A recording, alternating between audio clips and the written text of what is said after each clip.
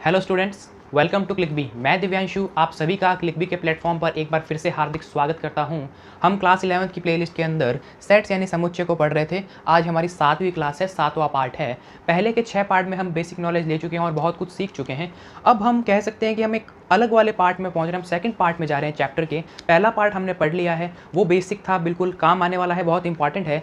पर जो आपका ये पार्ट है वेन डायग्राम, जो आज हम पढ़ने वाले हैं, वेन आरेख, वो बहुत इंपॉर्टेंट है। क्यों? क्योंकि ये आपके सिर्फ IIT, JEE, नीट इन सब में काम नहीं आने वाला है, आपके ये सब जगह काम आएगा। अगर आप 12th के बाद में किसी भी कॉम्पिटिशन एग्जाम की तैयारी करते हैं तो आपको ये रीजनिंग और मैथमेटिक्स दोनों में मिलने वाला है। आपके जो सिलॉक से क्वेश्चन होने वाले हैं वो भी कुछ इससे ही होंगे। तो आपको क्या करना है, आपको वेन डायग्राम को अच्छे से सीखना है, क्योंकि जो वेन डायग्राम है, वेन आरेख है, वो आपके बहुत ही इंपॉर्टेंट होने वाला है। और आप आगे चलकर इस चीज़ को समझ जाएंगे कि वेन डायग्राम क्यों इंपॉर्टेंट होता है। बहुत ही ईजी है, कुछ भी खास करना नहीं है, इसी के कॉन्सेप्ट्स काम में आ जाएंगे कॉम्पिटिशन एग्जाम्स में भी। तो खैर हम स्टार्ट करते हैं वेन डायग्राम यानी कि वेन आरेख को। तो अब देखते हैं कि भाई वेन डायग्राम की हिस्ट्री क्या है, आया कैसे, इसकी देखते हैं हम हिस्ट्री। थोड़ा सा इतिहास देख लेते हैं वेन आरेख का। तो कहानी शुरू होती है प्यारे बच्चों यूलर से।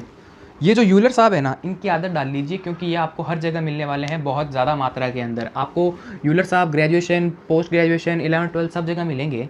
ये स्विस मैथमेटिशियन थे, स्विस के गणितज्ञ थे। अब इन्होंने क्या किया, इन्होंने किया idea to represent a set by the points in a closed curve. उन्होंने क्या बोला कि हम एक सेट यानी समुच्चय को क्लोज्ड कर्व यानी कि जो बंद वक्र है या बंद प्रतिचित्रण है उसके भीतर दिखा सकें या उससे प्रदर्शित कर सकें। वो आइडिया इन्होंने दिया, वो सोच इन्होंने वहाँ सोची या इमेजिनेशन दी। फिर इन्हीं का एक शिष्य कह लो या फिर इन्हीं के बाद में आने वाला जॉन वैन जो था, वो ब्रिटिश मैथमेटिशियन था, ब्रिटिश का गणितज्ञ था, नाम जॉन वैन ही रहने वाला है। उसने क्या किया, brought this idea to practice. ये जो आइडिया इन्होंने दिया था ना कि represent a set by the points in a closed curve, उसको इसने क्या किया, प्रैक्टिस में ला दिया। ठीक है, कैसे लाया, क्या हुआ, उसको कि हम आगे डिस्कशन करेंगे, लेकिन इसने प्रैक्टिस में ला दिया। So the diagram drawn to represent the set are called Van Euler और सिंपली Venn diagram। तो देखो जो Venn diagram है ना, वही है वैन यूलर डायग्राम। क्यों? क्योंकि वैन और यूलर साहब दोनों ने मिलकर बनाया है ना। यूलर साहब ने थॉट दिया था, इसको थिंकिंग दी थी, और जॉन वैन साहब ने क्या कर दिया, इसको बता दिया या इसको रिप्रेजेंट कर दिया या इसको प्रैक्टिस में लेकर आ गए। तो इन दोनों का नाम आएगा इसमें कि वैन यूलर डायग्राम तो भी एक ही चीज़ है, और खाली सिंपली अगर वैन डायग्राम आ जाए तो भी एक ही चीज़ है। इसका नाम पहले क्यों आ रहा है, क्योंकि इस भाई ने क्या किया, यही भाई एक्चुअल में लेकर आया था इस चीज़ को। ठीक है, इसने तो बस थॉट दी और छोड़ दिया, इसने काम किया और इसने रिजल्ट निकाला। तो इसका नाम तो क्या है कि थॉट देने के लिए, रिस्पेक्ट के लिए रख दिया, और काम इसने किया तो इसका नाम पहले आया। और जनरली हम वेन डायग्राम ही लिखते हैं, मैंने यहाँ भी वेन डायग्राम ही लिखा है, बुक्स में भी आपको वेन डायग्राम मिलेगा, लेकिन वैन यूलर डायग्राम भी इसी का नाम है। क्यों? क्योंकि यूलर साहब को रिस्पेक्ट दी गई है कि उन्होंने ये चीज़ सोची और इन्होंने काम किया, इसलिए इनका नाम पहले आता है और सिंपली इनका नाम ही आता है। तो उम्मीद करता हूँ आपको वेन डायग्राम की थोड़ी हिस्ट्री समझ में आ गई होगी। अब हम बात करते हैं कि वेन डायग्राम काम कैसे करता है या होता क्या है। तो उसके लिए जो मैंने आपको पिछले वीडियो में एक चीज़ पढ़ाई थी लास्ट के अंदर, मैंने कहा था एक बार आप इसे पढ़ लीजिए और समझने की कोशिश कीजिए। नहीं आ रहा है तो भी कोई बात नहीं, आगे हम पढ़ेंगे तो समझ में आ जाएगा। यूनिवर्सल सेट, सार्वत्रिक समुच्चय जो पढ़ाया था ना, वो आज की क्लास के लिए पढ़ाया था, वो मैंने वेन डायग्राम के लिए पढ़ाया था। मैंने वहाँ भी बोला था कि अगर आपको वेन डायग्राम, वेन आरेख अच्छे से सीखना है तो आपको यूनिवर्सल सेट के बारे में बेसिक नॉलेज होनी चाहिए। जैसे ही इसकी नॉलेज होगी आप वेन डायग्राम अच्छे से करने लग जाओगे। तो अब हम बात करते हैं कि बेसिकली वेन डायग्राम के अंदर क्या चीज़ है, वेन आरेख के अंदर क्या चीज़ है। तो बात करते हैं बच्चों यूनिवर्सल सेट के ऊपर कि भाई यूनिवर्सल सेट क्या होता है, सार्वत्रिक समुच्चय क्या होता है। ये चीज़ मैं आपको पहले ही बता चुका हूँ कि किसी गिवन कॉन्टेक्स्ट में अगर सारे एलिमेंट्स किसी सेट के अंदर आ जाए तो वो हो जाता है सार्वत्रिक समुच्चय। जैसे हमने नंबर सेट की बात की थी पिछले वीडियो के लास्ट में। तो अब इस सार्वत्रिक समुच्चय को रिप्रेजेंट किससे करते हैं, इसको रिप्रेजेंट करते हैं यू से बच्चों। यूनिवर्सल से आ गया यू, तो सार्वत्रिक समुच्चय या यूनिवर्सल सेट को हम यू से रिप्रेजेंट करते हैं। ये तो बात हुई रिप्रेजेंटेशन की। अब हमने वेन डायग्राम पढ़ा है, उसको सीखना है। तो वेन डायग्राम में जो सार्वत्रिक समुच्चय है उसको कैसे दिखाएंगे, उसको हम दिखाते हैं एक रेक्टेंगुलर क्लोज्ड शेप से। ये देखो बंद आयताकार जो आपका ये आकृति है, इससे दिखाते हैं। ठीक है, आयताकार रेक्टेंगुलर शेप जो होती है उससे हम दिखाते हैं किसको, आपके यूनिवर्सल सेट को, सार्वत्रिक समुच्चय को। और जो बाकी इसके अंदर आने वाले हैं वो सब क्या होंगे, इसके सबसेट होंगे, इसके उप समुच्चय होंगे। क्योंकि मैंने आपको बताया था कि किसी भी गिवन कंटेक्स्ट में बात करूं, किसी भी दिए गए संदर्भ में बात करूं, तो जितने भी सेट आएंगे ना वो सब इसके सबसेट होंगे, वो सब यूनिवर्सल सेट के सबसेट होंगे। वो सब क्या होंगे, आपके सार्वत्रिक समुच्चय के उप समुच्चय होंगे। तो जो उप समुच्चय होते हैं या जो यूनिवर्सल सेट के सबसेट्स होते हैं उनको किससे दिखाते हैं? वैसे किसी से भी दिखा सकते हैं, ऐसी कोई बात नहीं, बस आपको मेंशन करना पड़ेगा कि हाँ मैंने इससे दिखाया है। लेकिन इन जनरल अगर मैं सामान्यतया बात करूँ तो उसको हम दिखाते हैं सर्कल से। ऐसी सर्कुलर शेप होती है, वृत्ताकार दिखाते हैं हम सबसेट्स को सर्कुलर शेप में, ठीक है, सर्कल से दिखा देते हैं। तो बात ये हुई कि जो यूनिवर्सल सेट होता है यू होता है, उसे हम आयताकार यानी रेक्टेंगुलर शेप में दिखाते हैं, और जो आपके सबसेट होते हैं, उप समुच्चय होते हैं, उसे हम सर्कुलर शेप में दिखाते हैं, वृत्ताकार रूप में दिखाते हैं, ठीक है। अब बात कर लेते हैं कि भाई बेसिकली कैसे रिप्रेजेंट करेंगे एक सेट को। तो मैं आपके लिए एक क्वेश्चन लेता हूँ कि A is a subset of B, इसका आपको वेन डायग्राम बनाना है। क्या बनाना है? वेन आरेख बनाना है कि ए बी का उप समुच्चय है। तो इसका वेन आरेख कैसे बनाएंगे? तो आपको जो यूनिवर्सल सेट है, सार्वत्रिक समुच्चय है, वो तो सब में कॉमन ही टिकाना है। तो आप क्या करेंगे, आप ऐसा रेक्टेंगुलर शेप बना देंगे। ये किसकी हो जाएगी? ये आपके यू को व्यक्त करेगी, ये आपकी यूनिवर्सल सेट यानी कि सार्वत्रिक समुच्चय को व्यक्त करेगी, ठीक है। अब मुझे दिखाना है A is a subset of B. इसका मतलब क्या हुआ कि ए के सारे एलिमेंट बी में आने वाले हैं। तो मैं दिखाऊंगा पहले एक सर्कल, इस सर्कल का मैंने नाम रखा बी, और इसी के अंदर मैं एक सर्कल दिखाने वाला हूं ए। ये हो गया साहब ए। प्यारे बच्चों समझ में आई बात? देख लो, जो बी है ना उसके अंदर ए आ रहा है। एक बात सिद्ध होगी ना यहाँ पर, एक चीज़ आपको पता चलेगी ना कि जो मैं तो यहाँ पर देखिए प्यारे बच्चों, जो बी है ना उसके अंदर ए आ रहा है। अगर मैं बात करूँ, थोड़ा सा एग्जांपल को बड़ा कर लेता हूँ या थोड़ा डिटेल में ऐसे बात करते हैं कि मैंने ए लिया 1,2 और मैंने बी लिया 1, 2, 3, 4, 5। तो मैं ऐसा लिख सकता हूँ क्या कि ये जो 1,2 वाला है वो इसी के अंदर तो आ रहा है, मतलब ए इसके अंदर तो आ ही रहा है। तो मैं ऐसा लिख सकता हूँ कि बी के अंदर क्या आ गया? ए आ गया, ठीक है। ये क्या हो गया? ये ए के ही एलिमेंट्स तो हैं, तो क्या हो गया? जो ए है वो बी का सबसेट हो गया। तो जो सबसेट होता है ना उसको अंदर लिख देते हैं और जो सुपर सेट होता है उसको बाहर लिख देते हैं। अगर ऐसा क्वेश्चन आ जाए सपोज कि A is a subset of B and B is a subset of C, A B का उपसमुच्चय है और बी सी का उपसमुच्चय है, तो इसका वेन आरेख कैसे बनाओगे? तो इसके वेन आरेख में आपको कुछ नहीं करना, आपको पहले तो यूनिवर्सल सेट का बनाना है। ये बना लिया यूनिवर्सल सेट का। अब देखो सबसे बड़ा कौन? सी। तो आपको पहले बनाना है क्या? सी। सपोज ये वाला सर्कल सी का है, ये वाला सर्कल बी का है और ये वाला सर्कल ए का है। लिख दो ए बी सी, ठीक है। ये क्या दिखा देगा? A is a subset of B, B is a subset of C. या दिखा देगा C is a superset of B and B is a superset of A. और ये रेक्टेंगुलर शेप है, जो ये आयताकार आकृति है, ये तो आपकी यूनिवर्सल सेट यानी यू को दिखा ही रही है। तो इस तरीके से रिप्रेजेंट करते हैं वेन डायग्राम को, वेन आरेख को, ठीक है। और भी थोड़ा डिटेल में इसको जानेंगे। तो ये हो गया एक तरीके से बेसिक रिप्रेजेंटेशन आपका किसका?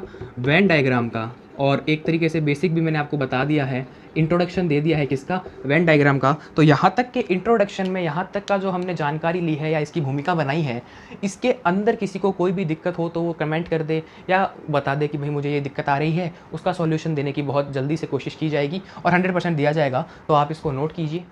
Now we will move forward. अब हम आगे बढ़ते हैं और बात करते हैं ऑपरेशंस ऑन सेट। सेट यानी समुच्चय के ऊपर कुछ संक्रियाओं की बात करेंगे। तो पहला है हमारे पास यूनियन ऑफ सेट। तो इसकी डेफिनेशन है let A and B two sets, the union of A and B is the set of all those elements which belong either to A or B or to both A and B।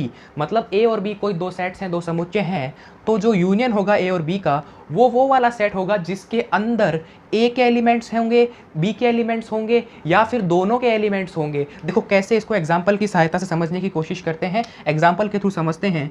तो मैंने लिया A equals to 1, 2, 3, 4 और B मैंने लिया 3, 4, 5, 6। तो अब मुझे पता करना है कि A यूनियन B क्या होता है। तो देखो डेफिनेशन से चलते हैं, परिभाषा से चलते हैं। मैंने A और B दो सेट्स ले लिए, अब मुझे A यूनियन B बनाना है।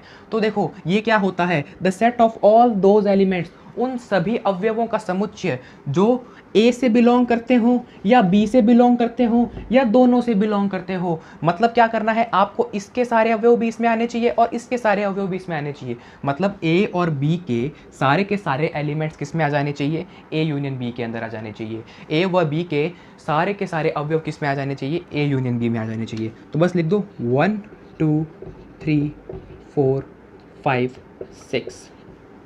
अब देखो डेफिनेशन को फिर से देखते हैं। जो आपका 1 और 2 है ना, ये बिलोंग कर रहा है सेट ए से। जो आपका 5 और 6 है, ये बिलोंग कर रहा है सेट बी से। और ये जो है ना, ये ए से भी बिलोंग कर रहा है और बी से भी बिलोंग कर रहा है। तो इसका मतलब क्या हुआ, हमने ले लिए ए से बिलोंग करने वाले भी, हमने ले लिए बी से बिलोंग करने वाले भी, और हमने ले लिए जो दोनों से बिलोंग कर रहे हैं। मतलब कुछ भी नहीं छोड़ना है, इन दोनों के सारे एलिमेंट्स इस सेट में आने चाहिए, इन दोनों के सभी अवयव इसमें आ जाने चाहिए। तो यहाँ हम पढ़ रहे थे किसके बारे में, वेन डायग्राम के बारे में, उसके अंदर ये ऑपरेशन पढ़ रहे हैं। तो देखो ए यूनियन बी का वेन डायग्राम कैसे बनाएंगे, कैसे बात करेंगे ए यूनियन बी के वेन आरेख की। तो वेन आरेख में मैंने आपको बताया है कि सबसे पहले आपको एक आयताकार डब्बा बना लेना है। वो किसको रिप्रेजेंट करेगा, सार्वत्रिक समुच्चय। रेक्टेंगुलर शेप बना लेनी है, वो किसको रिप्रेजेंट करेगी, आपकी यूनिवर्सल सेट को। तो ये हो गया मेरा यू यानी यूनिवर्सल सेट, सार्वत्रिक समुच्चय। अब मुझे बनाना है ए यूनियन बी इसके अंदर। तो देखो कुछ एलिमेंट्स तो क्या हैं, सेम हैं, कुछ एलिमेंट्स क्या हैं, डिफरेंट हैं। तो मैं ऐसा कर देता हूँ कि यार ऐसा बना दिया, ये हो गया मेरा ए और ये हो गया मेरा बी। तो देखो प्यारे बच्चों, जो ये कॉमन पार्ट है ना, ये वाला जो मैं शेड कर रहा हूँ रेड पेन से, वो क्या है, वो वाले एलिमेंट्स हैं जो कॉमन है। मतलब ये हैं आपके 3 और 4, ठीक है। और ये वाला पार्ट जो है ना, वो सिर्फ ए के एलिमेंट्स हैं, यानी ये हैं 1, 2। और जो ये वाला पार्ट है ना, इसमें सिर्फ बी के एलिमेंट्स हैं, यानी कि आपका 5, 6। ठीक है, ये मैंने आपको समझाने की दृष्टि से पूरा बता दिया है कि जो दोनों में कॉमन है ना, उसका कॉमन पार्ट ये है। ठीक है, देखो दोनों में जो एलिमेंट कॉमन है ना, वो पार्ट ये वाला है। दो डिफरेंट है ना दोनों में, वो दोनों पार्ट ये वाले हैं। तो ये हो गया वेन डायग्राम किसका, यूनियन ऑफ सेट्स का। अब हम बात करेंगे इंटरसेक्शन ऑफ सेट्स की, और उसका भी वेन डायग्राम देखेंगे बिल्कुल ऐसे ही। और इसी एग्जांपल को लूंगा वहां पर भी, ताकि आप कनेक्ट अच्छे से कर पाओ। और ऐसा ही वेन डायग्राम बनाने वाले हैं, लेकिन बात क्या होगी वो आपको देखनी है। ठीक है, तो इसको नोट कीजिए। Now the second one operation is intersection of sets. दूसरा जो पॉइंट है वो हमारा है इंटरसेक्शन, समुच्चयों का। तो इसकी डेफिनेशन है, let A and B two sets, the intersection of A and B is the set of all those elements that belongs to both A and B. मतलब वो वाले एलिमेंट्स, उन अवयवों का समुच्चय जो ए तथा बी, ए एंड बी में कॉमन हो या दोनों से बिलोंग करते हो, उनका जो सेट बनेगा वो हो जाएगा आपका intersection of sets A and B. वापस वही एग्जांपल लेते हैं ताकि आप और अच्छे से कनेक्ट कर पाओ। वहाँ मैंने लिया था ए इज इक्वल्स टू सेट था हमारे पास 1, 2, 3, 4, और बी था हमारा 3, 4, 5 एंड 6। यही था प्यारे बच्चों, देख लिया आपने। अगर मैं बात करूं ए यूनियन बी की, तो वो हमने क्या बनाया था, 1, 2, 3, 4, 5 एंड 6। ए यूनियन बी क्या होता है, सारे एलिमेंट्स का सेट, जिसमें ये सारे एलिमेंट्स आ जाएं, वो वाला सेट तो हो जाता है ए यूनियन बी। अब देखो इंटरसेक्शन जो होता है उसका सिंबल जस्ट इसका उल्टा होता है। ठीक है, देखो इसमें तो क्या है, सिंबल यू का है, और इसमें जैसा क्या है, उल्टा यू। एक तरीके से इसमें यू का सिंबल है ना, वैसे यू नहीं है ये यूनियन का यू है, ये यूनिवर्सल वाला यू नहीं है। इसको कोई यूनिवर्सल वाला यू नहीं समझेगा, ये यूनियन का यू है। और इंटरसेक्शन को यूनियन का उल्टा लिखते हैं। ये होता है यूनियन का सिंबल, ये होता है इंटरसेक्शन का सिंबल। ठीक है, और यूनियन और यूनिवर्सल में कोई मिक्सअप नहीं करेगा, ये बात ध्यान रख लेना। ये यूनियन का है और ये इंटरसेक्शन का है। तो हम आते हैं इस पे। तो कॉमन एलिमेंट्स कौन कौन से हैं प्यारे बच्चा, देखो कॉमन एलिमेंट्स तो सिर्फ यही वाले हैं।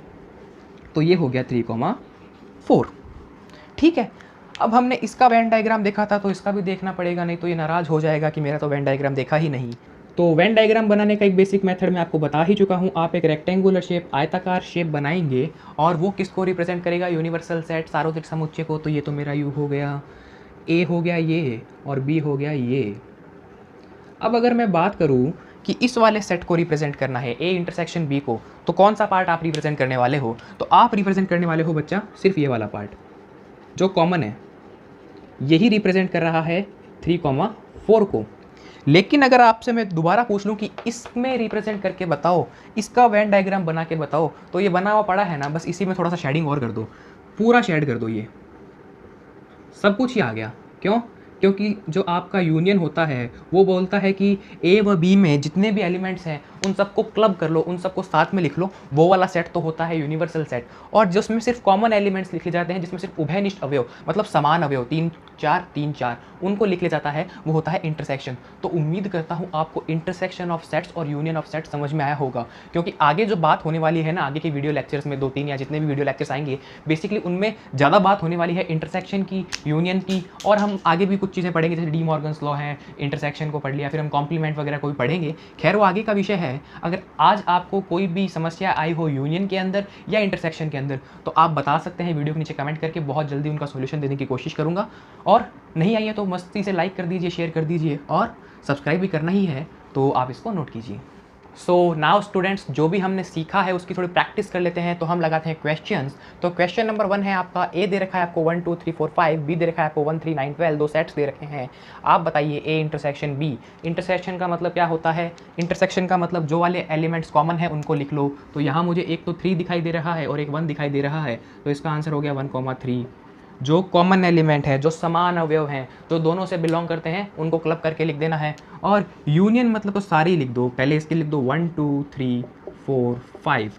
और एक बात आप जानते ही हैं कि इसमें भी 1 और 3 है, लेकिन 1 और 3 हम पहले ही लिख चुके हैं, पहले ही दिखा चुके हैं, तो बार बार नहीं दिखाएंगे। दोबारा से यहाँ 1 और 3 नहीं दिखाऊंगा मैं, क्योंकि वो पहले ही दिखा चुका हूँ मैं। तो मैं स्टार्ट करूँगा डायरेक्ट 9 और 12 से। तो ये हो गया मेरा ए इंटरसेक्शन बी, जो हो गया 1,3, और ए यूनियन बी हो गया 1 2 3 4 5 9 और 12। तो ये मेरा पहला क्वेश्चन हो गया। उम्मीद करता हूँ आपको अच्छे से समझ में आया होगा। अब बात करते हैं सेकंड क्वेश्चन की। सेकंड में थोड़े से एलिमेंट्स ज़्यादा हैं, घबराना नहीं है, आराम से करना है, मेरे साथ साथ चलना है। तो क्वेश्चन 2 है, ए 1 2 3 4 5 6 7, बी 2 4 6 8 10, सी है आपका 5 7 9 और 11। तो पहला है आपका ए इंटरसेक्शन बी। तो ए और बी को पकड़ो, इनमें कॉमन क्या आ रहे हैं? इनमें कॉमन आ रहे हैं बच्चा 2 4 और 6, बस। इसके अलावा कुछ भी कॉमन नहीं आ रहा। देख लो 2 2 4 4 6 6। आपको आराम से देखना है, शुरू में टाइम लगेगा, एक बार थोड़ा सा हेजिटेशन भी होगा, थोड़ा लगेगा कि यार सही कर रहा हूँ या नहीं कर रहा हूँ, आप बार बार चेक करोगे, लेकिन प्रैक्टिस में आने के बाद आप इजीली करोगे और आपको ये सबसे इजी लगने वाला है। इस चैप्टर का वेरी इजी पोर्शन है, क्योंकि इसमें थ्योरी नहीं है, इसके अंदर डायग्राम है, प्रैक्टिस है, क्वेश्चन है, न्यूमेरिकल है, ऐसी चीज़ें आपको देखने को मिलने वाली है। थ्योरी का नाम नहीं है, जैसे हम थ्योरी पढ़ रहे थे ना पहले वीडियोज़ में, वो नहीं है, इसलिए ये आप पे कंपेरेटिवली ज़्यादा ईजी पड़ेगा, तुलनात्मक रूप से ज़्यादा आसान पढ़ने वाला है। खैर आगे की क्वेश्चन पे बात करते हैं। सेकंड पार्ट है ए इंटरसेक्शन ऑफ सी। तो अब हम ए और सी में देखेंगे। तो देखो बच्चों, 5 और 7 मुझे क्या दिखाई दे रहा है? कॉमन। तो मैंने लिख दिया 5 और 7, ठीक है। अब बच्चों मैं किसी से यूनियन पूछ लूँ तो ऐसे मत कर देना कि नहीं आता। यूनियन का मतलब सारे एलिमेंट्स लिखने हैं। अगर मैं ए यूनियन बी पूछूँ आपको, तो ए यूनियन बी आप क्या बोलोगे? 1 2 3 4 5 6 7 और फिर 8 और 10। क्यों? क्योंकि 2 4 6 तो आ ही गया है इसमें। और ए यूनियन सी पूछ लूँ तो देखो 1 2 3 4 5 6 7 और 9 और 11 ऐड कर दोगे, ठीक है। क्यों? क्योंकि 5 और 7 तो पहले ही इस वाले में आ गया है, आप समझ गए होंगे, ठीक है। तो अब जो थर्ड क्वेश्चन है वो देखते ही कि यार ये क्या आ गया। अभी तक तो 2-2 थे, यूनियन या इंटरसेक्शन, लेकिन यहाँ तो क्या हो गया? यहाँ तो 3 वाला आ गया। तो 3 वाले में क्या करना है? इसकी शक्ल कैसी दिखाई दे रही है? अगर मैं सिर्फ इतनी ही बात करूँ तो इतनी ही बात कर लेते हैं एक बार। ए इंटरसेक्शन बी है, तो ए इंटरसेक्शन बी मेरे पास पड़ा है प्यारे बच्चों, देखो पहले ये वाला ही तो है। अब मुझे बस इसका सी के साथ इंटरसेक्शन करना है। तो देख लो इसमें और सी में कॉमन क्या आ रहा है? इसमें और सी में कॉमन कोई भी नहीं आ रहा है। इन दोनों में कोई भी कॉमन एलिमेंट नहीं है, समान अवयव नहीं है। इसका मतलब क्या हो जाएगा? ये हो जाएगा 5। क्यों? क्योंकि इसके अंदर एलिमेंट नहीं आ रहा है। और जिस सेट के अंदर एलिमेंट नहीं आता है, या जो सेट एलिमेंट लेस होता है, उसे हम कहते हैं वॉइड सेट, जीरो सेट और आपका एम्प्टी सेट। रिक्त समुच्चय, शून्य समुच्चय हो जाएगा। उसे दर्शाने का सिंबल क्या होता है? आपका 5, इसलिए हो गया है आपका 5। जिस सेट के अंदर एक भी अवयव नहीं आया वो हो गया 5। देख लो इसमें एक भी अवयव नहीं आ रहा। क्यों? क्योंकि ए इंटरसेक्शन बी तो मेरे पास पड़ा है ये वाला। अब इसका और इसका इंटरसेक्शन करके देख लो, कोई भी एलिमेंट कॉमन नहीं आ रहा, तो ये हो गया 5। अगर 3 का इंटरसेक्शन तो हो गया। अगर मैं आपसे पूछ लूँ कि 3 का यूनियन करना है, तो आप इन तीनों का यूनियन कैसे करोगे? मैं पूछ लूँ A union B union C, तो बस क्या करना है आपको? ये सारे लिख देने हैं। 1 2 3 4 5 6 7 8 9 10 11, बस गिनती लिख देनी है। कहाँ तक? 11 तक, और कुछ भी नहीं करना है आपको।